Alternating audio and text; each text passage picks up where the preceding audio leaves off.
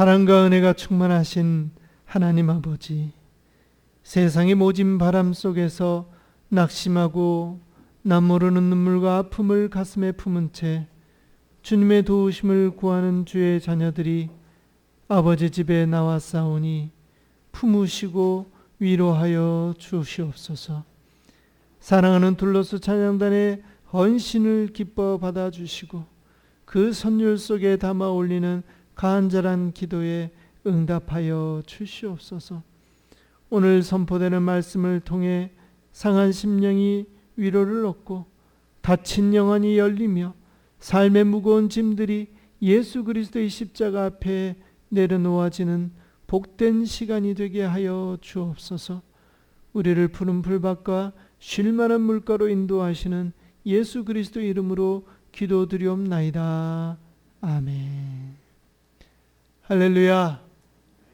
우리 옆에 계신 분들과 함께 인사 나누시겠습니다. 참 잘 오셨습니다. 어쩜 그렇게도 예쁘신지요.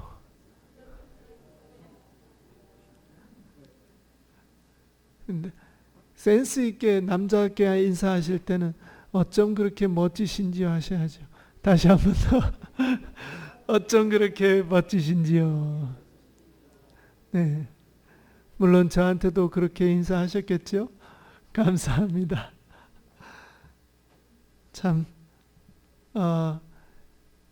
불쾌지수가 오르는, 한없이 오르는 그런 날씨임에도 불구하고 여러분들 주의를 거룩하게 지키려고 이렇게 함께 하신 거 감사드립니다. 건강 유의하시고 또 장마철에 어려움 겪지 않도록 늘 주변을 잘 살피는 그런 여러분들 되시기 바랍니다. 어느 날 아브라함의 늦둥이 자녀이죠. 이삭이라고 하는 귀한 이 100세에 얻은 귀한 아들, 이 이삭도 이제는 나이가 들어서 눈도 어두워지고 기력도 쇠하여지게 됩니다. 그렇게 되자 자신의 생이 다하여졌다는 그런 직감을 하여서 아비로서 장자에게만 축복을 비는 의식을 하기 위해 큰아들 에서에게 사냥해서 와라, 요리해서 오면 그걸 가지고 내가 먹고 너에게 마음껏 축복하겠다, 이렇게 이야기를 합니다. 참고로 성경에서 장자가 받을 복은 나머지 자녀들이 받는 복의 2배의 몫을 유산으로 분배받습니다. 그러니 이 장자 밑에 자녀들은 이 장자가 받는 복을 굉장히 부러워할 수밖에 없겠죠. 아무튼 이렇게 에서가, 사실 두 사람이 쌍둥이거든요. 몇 분 차이 나지 않게 태어났는데 오죽했으면 형의 발목을 잡고 이 둘째가 태어났겠어요. 그런 이 상황 속에 있던 쌍둥이였기 때문에 아주 간발의 차이로 형과 동생이 갈리게 됩니다. 이 형은 어릴 때부터 밖에 나가서 뛰어놀고 사냥하기를 좋아해서 아버지가 좋아했고, 이 동생 야곱은 집에서 이렇게 아기자기 하면서 어머니를 도와서 요리하고 이런 것들을 좋아했었습니다. 그래서 이 아버지가 좋아했던 이 에서에게 따로 야, 이제 내가 죽을 것 같으니 나가서 사냥해서 그 잡은 고기로 맛있는 요리를 해오면 내가 너를 마음껏 축복하겠다, 이렇게 얘기했던 것이죠.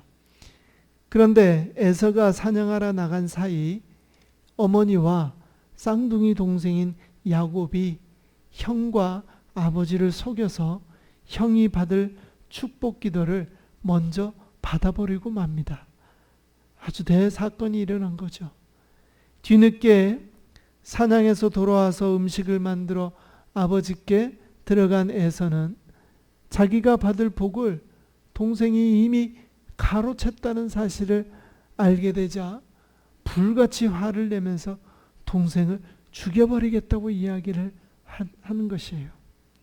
그러자 어머니 리브가는 하루에 2 아들을 이룰 수 없다라면서 동생 야곱을 자신의 오빠가 있는 이 하란이라는 곳으로 피신을 시키게 됩니다. 물론 제가 지금까지 말씀드린 것은 성경에 있는 긴 내용들을 아주 축소해서 말씀드렸고, 좀 더 성경을 자세히 읽어보면 야곱이 형의 축복 기도를 가로챈 사건 이후에도 에서가 곧바로 야곱을 죽이려고까지 한 것은 아닌 것 같다 하는 생각을 우리가 할 수가 있어요. 일단 아버지가 지금 위독한 상태니까 이제 곧 아버지 돌아가시면 그때 동생을 죽여도 되겠다. 형으로서, 집안의 가장으로서 이 거짓을 일삼았던, 이 남을 속이기를 좋아했던 이 동생을 죽여버려야 되겠다. 이렇게 생각했던 것 같아요. 또 하필이면 그때에 어머니하고 자기 아내가 고부 갈등을 심하게 합니다. 그래서 이참에 어머니와 아버지께 점수를 따려고 특별한 조치가 필요했는데, 에서가 결정한 것은 아버지의 또 다른 배다른 형제가 있었죠. 누굽니까? 이삭의 형이었던, 배다른 형이었던 누구요? 이스마엘. 그렇죠. 이스마엘의 딸을 자기의 아내로 맞이하는 그런 일들을 그때 벌이게 됩니다. 그러면서 동생을 죽이려는 시간이 잠시 지체되기도 합니다. 그렇다고 해서 에서의 성격이 자신의 복을 가로채버린, 그것도 속여서 가로채버린 동생을 가만둘 성격은 아니었던 것이죠. 아무튼 야곱은 언제 닥칠지 모를 그런 형의 살해 위협을 피해서, 또 부모님과 약속한 외삼촌 라반의 딸을 아내로 맞이하려고 하는 목적으로 형의 눈을 피하여서 급히 집을 떠납니다. 오늘 본문은 그렇게 형을 피해 도주하던 중 밤이 되어서 잠을 청하게 될 때에 일어난 일을 기록하고 있는 것이에요. 자, 이렇게 제가 긴 시간 동안 성경에 오늘 읽은 본문의 배경을 자세히 설명드렸습니다. 그런데 여러분은 본문을 읽으면서 뭔가 이상하다는 생각이 들지 않으셨습니까? 본문은 정황상 아주 절체절명의 순간을 기록해야 하고, 또 도망자의 두렵고 떨리는 마음, 외롭고 아주 괴로운 그런 마음을 표현해야 할 텐데 왜 이렇게 평온하게 기록을 하고 있는 것일까요? 심지어 본문 11절 이후부터는 마치 맘 편히 여행하다가 해가 져서 베개까지 챙겨가며 잠을 청하고, 그것도 모자라 꿈까지 꿀 정도로 깊이 잠든 야곱을 보여주고 있더라는 것입니다. 굉장히 이상하죠. 이전의 내용을 모르고 이 본문만 읽으면 야곱이 하나님께 약속을 받는 은혜롭고 신비한 체험을 하는 그런 본문이겠구나 라고 오해하도록 너무나 평온한 장면들이라는 것이에요. 자세히 뜯어보면 그렇지 않는데 말이죠. 우리가 읽은 성경은 기록한 사람의 의도가 분명히 있다는 것을 우리가 잊지 말아야 합니다. 이 본문을, 이 성경을 읽은 사람이 이것은 꼭 알았으면 좋겠다 하는 그런 저자의 의도가 거기에 있다는 것이에요. 그렇다면 저자는 과연 무엇을 말하고 싶었던 것일까요? 왜 이렇게 절체절명의 순간을 이렇게 평온한 마음으로 읽도록 그렇게 만든 기록을 하고 있는 것일까요? 오늘은 그것을 찾아보고 우리 함께 거기에서 은혜를 받고자 합니다. 자, 혹시 여러분은 후회되지만 되돌릴 수 없는 상황에 처해 보신 적이 있으신지요? 그것으로 인해서 무섭고 두려워서 잠을 이루지 못하신 적은 없으신지요? 저도 첫 번째 수술을 마치고 사지가 마비되자 곧바로 두 번째 수술을 해야 한다면서 수술 동의서에 사인을 하도록 했는데, 두 번째 수술을 마치고도 손가락 하나 움직여지지 않는 그런 상황이 닥쳐왔습니다. 그때 제가 마취해서 깨면서 무슨 생각을 했을까요? 두 번째 수술까지 했는데 왜 안 움직이지? 어떻게 된 걸까?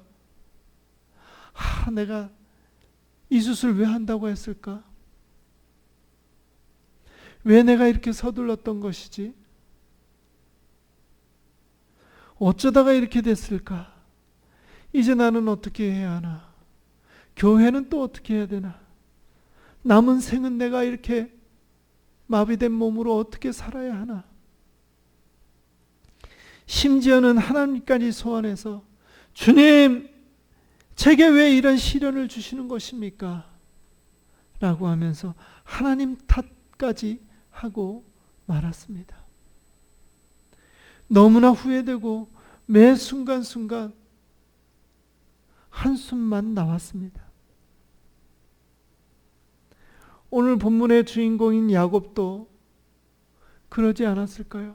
내가 왜 어머니가 하는 말을 듣고 형과 아버지를 속이는 그 엄청난 범죄를 저질렀을까? 왜 그랬을까? 아버지께서 복을 주시는 기도를 하실 때에 왜 솔직히 아버지 그만요, 저 사실 야곱이에요 하면서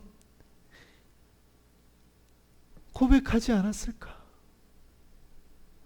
형이 돌아왔을 때 자초지정을 말하고 용서를 빌고 아버지께 다시 들어가서 정정했더라면 이렇게 쫓기면서 죽음을 걱정할 필요는 없었을 텐데,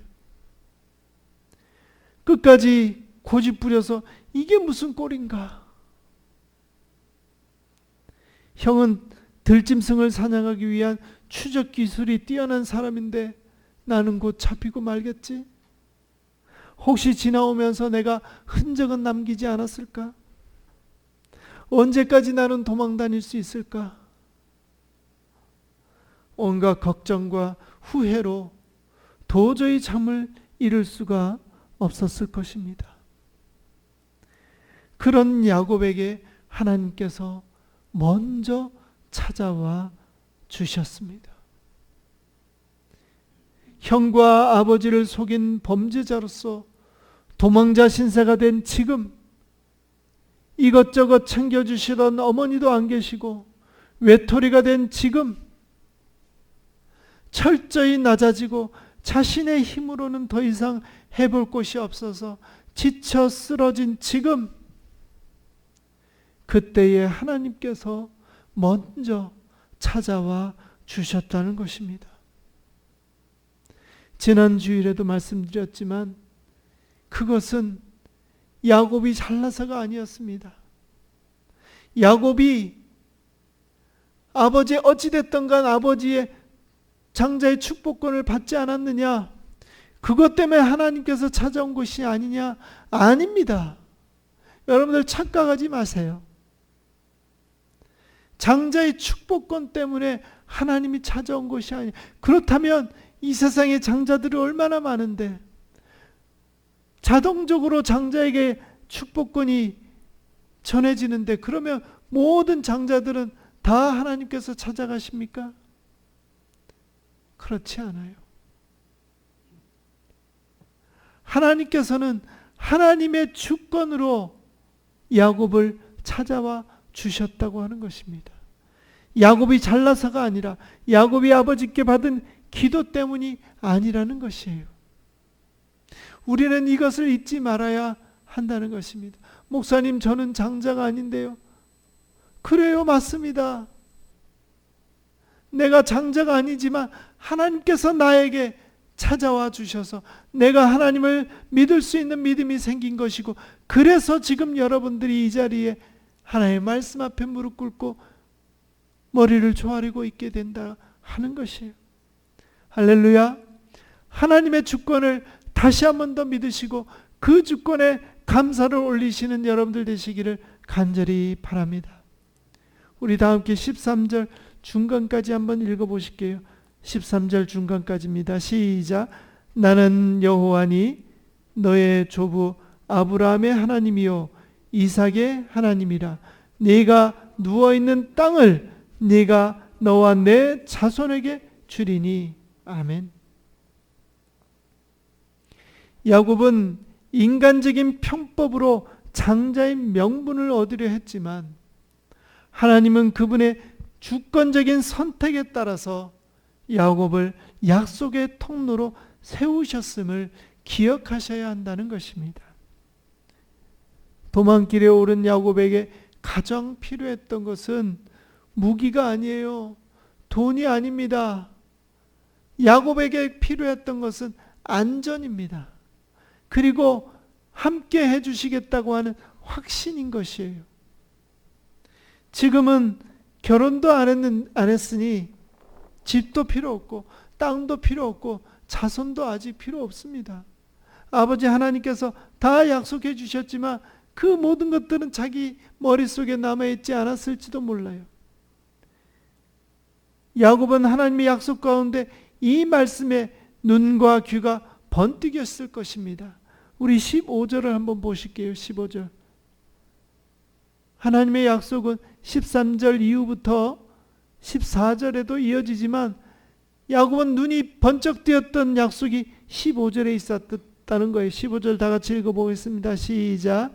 내가 너와 함께 있어 네가 어디로 가든지 너와 지키며 너를 이끌어 이 땅으로 돌아오게 할지라. 내가 내게 허락한 것을 다 이루기까지 너를 떠나지 아니하리라 하신지라. 아멘. 무엇을 약속하셨습니까? 너와 함께 동행하시겠다. 너를 다시 이곳으로 돌아오게 하겠다. 회복시켜 주시겠다. 마지막으로 어떻게 해요? 네가 내게 허락한 것을 다 이루기까지 너를 떠나지 아니하겠다. 신실하게 약속을 지키시겠다 하시는 그 신실함입니다. 동행과 회복과 신실함을 약속하셨다는 것이에요. 야곱은 이 꿈을 통해서 하나님께서 고향집에만 계신 분이 아니라 자신이 도망쳐온 이 황량한 광야에도 함께 계시는 분이심을 깨닫고 그곳의 이름을 무엇이라 부르게 되었어요? 베델이라고 부르게 되었던 것입니다. 베델은 다른 말로 하나님의 집이라는 뜻이에요. 엘은 하나님이라는 뜻이고, 여러분들 언제나 성경을 읽으실 때 엘자가 나오면 그건 하나님이구나 생각하시면 돼요. 그리고 벳은 뭐예요? 그러면 집이라는 뜻이에요. 그 베들레헴이 뭐예요? 베들레헴은 집인데 무슨 집? 떡집이라는 얘기죠. 조금 유식해지셨어요? 자, 이쯤 되면 우리는 다시 돌아가서 이 글을 기록한 저자의 의도를 한번 되새겨 보십시다.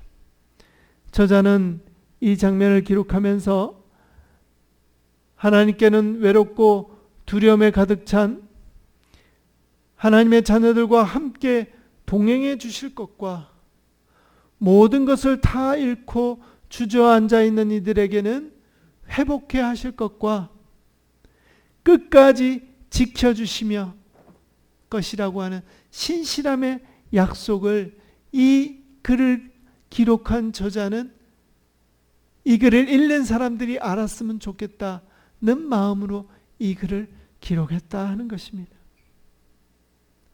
여러분들 이 사실을 기억하셔서 혹여라도 내 지금 상황이 절망 가운데 좌절 가운데 있더라도 주께서 찾아오시면 저와 여러분들은 한순간에 구원받을 수 있음을 잊지 아니하시는 여러분들 되시기를 주님의 이름으로 간절히 축원합니다.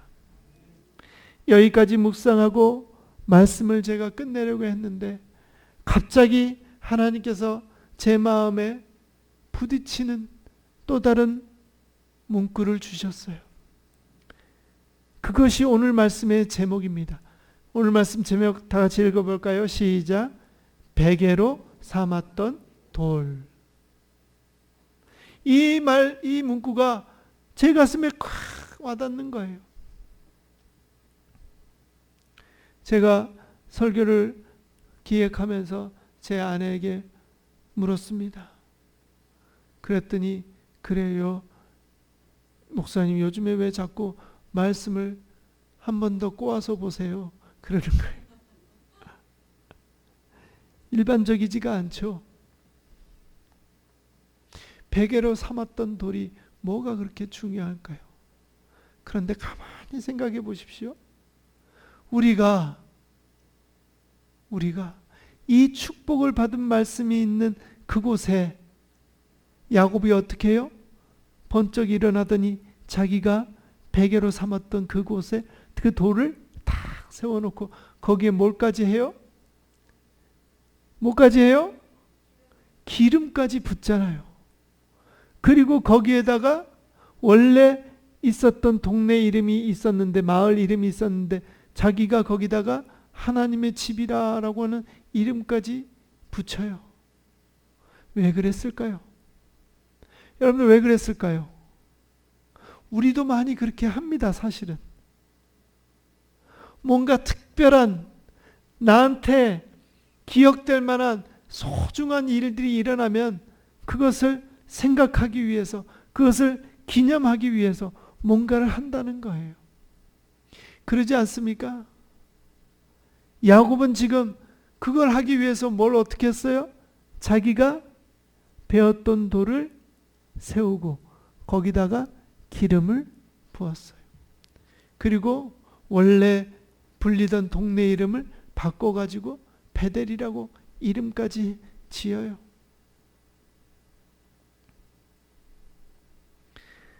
저와 여러분들이 만약 요셉과 같은 체험을 했다면 아마도 여러분들도 요셉처럼 행동하지 않았을까요? 꼭 요셉처럼 베개로 삼았던 돌이 아니더라도 어디 더 좋고 더 큰 돌은 없을까 찾아서 요셉처럼 그 자리를 기념했을 것이라는 것입니다. 저는 이런 행동을 뭐라고 할 마음은 없습니다. 다만 혹시 우리 마음에 그 밤에 하나님께서 하신 약속의 말씀을 기억하기보다는 그 장소, 즉 베델이라 이름 지은 그 장소나 기름 부었던 그 베개에 더 마음을 쏟고 있지 않나 하는 것이에요. 나중에는 하나님 무슨 말씀하신 것 기억조차 안 하고, 내가 여기다가 돌을 세우고 기름을 부었지. 여기다가 교회를 지어야 되겠다. 여기다가 특별한 기념탑이라도 만들어야 되겠다. 그것이 오히려 우상화되는 것이 아니냐 하는 것입니다. 즉 하나님의 말씀을 자주 읽으며 묵상하기보다는 그 말씀이 기록된 성경책을 더 신성시한다면 그것이야말로 주객이 전도된 상황이라는 것이죠.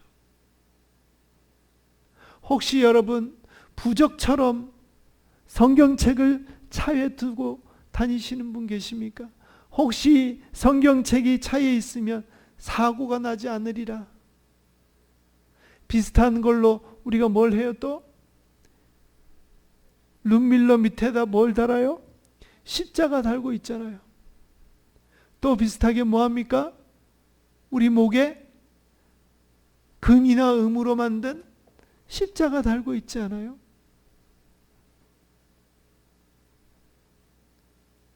영화나 소설에서도 많이 묘사하고 있죠. 그거 딱 비추면은 무슨 마귀 사탄이 물러가고. 하나님이 중요합니까? 십자가가 중요합니까? 우리의 생이, 우리의 삶이 그렇게 되어서는 안 된다. 이 말씀이 제 마음에 와닿더라는 것이. 베개로 삼은 돌. 성경에 비슷한 사건들이 많아요. 모세가 광야에서 뱀에 물린 사람들이 있었는데 그 사람들을 살리려면은 노수로 불뱀을 만들어라. 그리고 그것을 장대 끝에 매달아서 진영을 돌아다녀라. 그리고 외쳐라.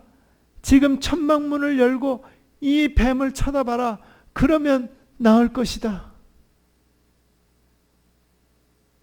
미친 거 아닙니까? 지금 뱀에 물려서 40도 넘는 고열에 시달리고 있는데 무슨 지나가는 장대 위에 노수로 만든, 그것도 금도 아니고 은도 아니고 노수로 만든 그 뱀을 보고 있으면 병이 낫겠다는 거예요. 그런데 실제로 천막문을 열고 빼꼼히 쳐다본 그 사람은 병이 나았어요. 그런데 말도 안 되는 소리라고 하며 온갖 민간요법으로 그걸 낳아보려고 했던 사람들은 결국 죽어버리고 말았습니다. 그러니 성경에 이러한 일들이 있으니 이후에 이스라엘 백성들의 후손들은 뭘 할까요? 구리뱀을 만들어서 거기에 신비한 능력이 있다고 여겨 히스기야 왕 때까지 그것에 분향하며 우상으로 섬기는 일이 있었어요. 열왕기하 14장 4절에 기록되어져 있습니다.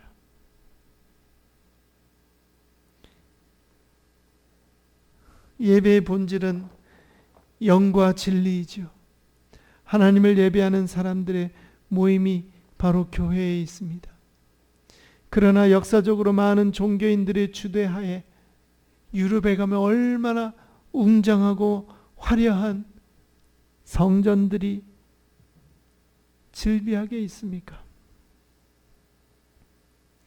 그것에 집착하는 바람에 건물 자체를 하나님의 집이라고 신성시하는 바람에 얼마나 많은 중세의 범죄들이, 죄악들이 행해졌느냐, 하나님의 이름으로 행해졌느냐 하는 것이에요.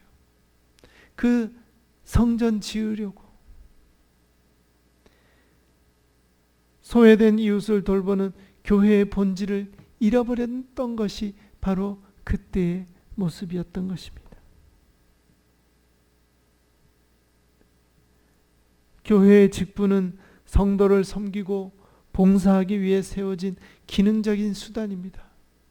그러나 직분 자체를 세상의 명예나 계급처럼 여겨서 직분을 얻기 위해서 경쟁하거나 직분을 남용하는 것은 섬김이라는 그런 본질을 잃어버린 모습인 것이죠. 우리 교회가 바로 그런 것들로 희석되어지고 변화되다 보니, 본질을 자꾸 잊어버리다 보니 세상으로부터 손가락질 당하고 비판당하는 것 아니겠습니까? 더 다양한 사례들은 질비할 것입니다. 그렇다면 오늘 우리는 내 신앙 속에서 주객이 전도된 신앙생활은 무엇일까 찾아보고 그것을 원위치 시켜야 할 것입니다. 여러분, 어렵겠지만 하나씩 하나씩 바꿔나가시는 저와 여러분들이 되시기를 주님의 이름으로 축원합니다. 기도합니다. 살아계신 하나님, 은혜를 감사합니다. 무슨 자격이 있다고 우리를 찾아와 주셔서 세상에서 가장 소중한 구원의 선물을 우리에게 부어주시는지요. 하나님, 이 놀라운 은혜를 받은 저희들 늘 감사와 영광을 하나님께 올리는 자들이 되어지게 하여 주시옵소서. 특별히 우리로 하여금 본질을 잃어버리는 자들이 되지 않게 하시어 겉모습보다 껍데기보다 하나님의 말씀을 더 소중히 여기며 그 말씀을 따라 순종하며 살기를 다짐하는 우리 모두가 되게 하여 주시옵소서. 감사드리며 예수님 이름으로 기도드리옵나이다. 아멘.